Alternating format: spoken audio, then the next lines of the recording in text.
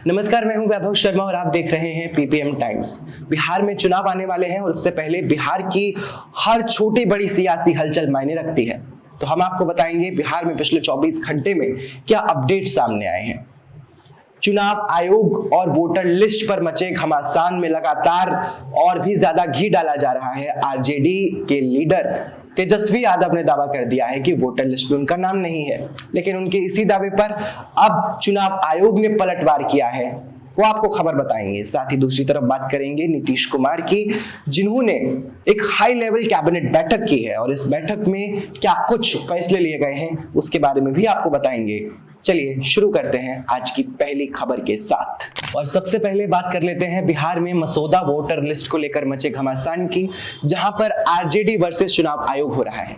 आपको बता दें, तेजस्वी यादव ने आरोप लगाया है कि वोटर लिस्ट से उनका नाम हटा दिया गया है।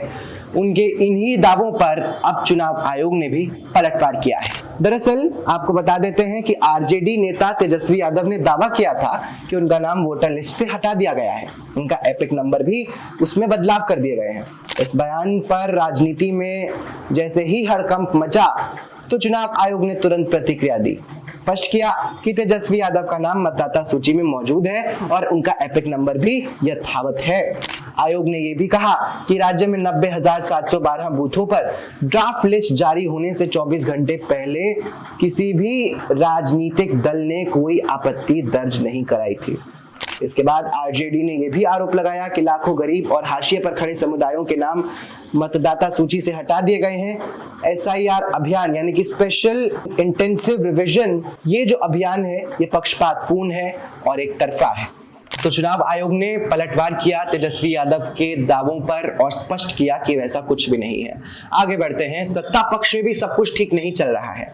आपको बता देते हैं कि एनडीए के भीतर अब बिहार की राजनीति में एक बड़ी चुनौती सामने आ सकती है सीट बंटवारे को लेकर। दरअसल ये पूरी की पूरी खबर है और ऐसे में एनडीए में शामिल सुहेल देव भारतीय समाज पार्टी यानी कि एसबीएसपी के प्रमुख ओम प्रकाश राजभर ने अब संकेत दे दिए हैं कि अगर सीट बंटवारे में उनकी बात नहीं मानी गई तो वे तीसरे मोर्चे का हिस्सा बन सकते हैं।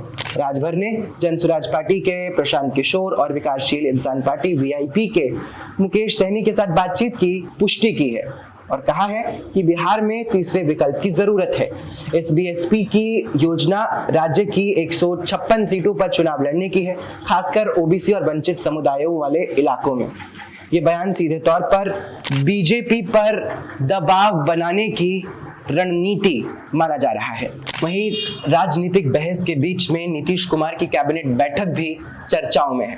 आपको बता देते हैं कि 41 एजेंडों पर नीतीश कुमार की इस कैबिनेट बैठक में मंजूरी दे दी गई है। सबसे अहम है राजगीर के लिए 1131 करोड़ रुपए का विशेष विकास पैकेज। इसके अलावा बिहार के अन्य हिस्सों के लिए कुल 2000 करोड़ से ज्यादा की विकास योजनाएं स्वीकृत की गई।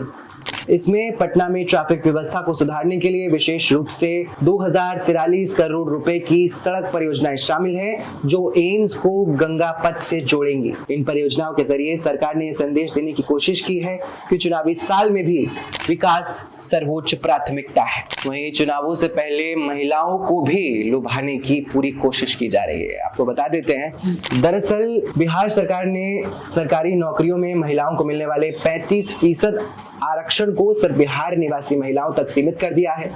यह निर्णय राज्य की महिलाओं को प्राथमिकता देने और स्थानीय वोट बैंक को मजबूती देने के लिए एक रणनीति के तौर पर देखा जा रहा है। साथ ही सरकार ने बिहार व्यवसायी दुर्घटना मृत्यु अनुदान योजना को मंजूरी दी है, जिसमें अगर किसी व्यवसायी की दुर्घटना में मौत हो जाती है तो उसके परिजनों को 5 लाख रुपए की सहायता राशि प्रदान की जाएगी। इससे व्यापारियों को भी साधने की कोशिश की जा रही है। तो यानी कि मानिए एक तरफ महिलाएं तो दूसरी तरफ व्यापारी, दोनों मोर्चे पर दोनों वोट बैंक को लुभाने की कोशिश यहाँ पर की जा रही है। तो बिहार की चुनावी राजनीति अब केवल 2 ध्रुवों तक ही सीमित नहीं रह गई है। ये खबरें सुनकर तो ऐसा ही लगता है। और ऐसे में क्या कोई तीसरा मोर्चा खुलेगा? क्या वोटर लिस्ट का मुद्दा आगे तक जाने वाला है?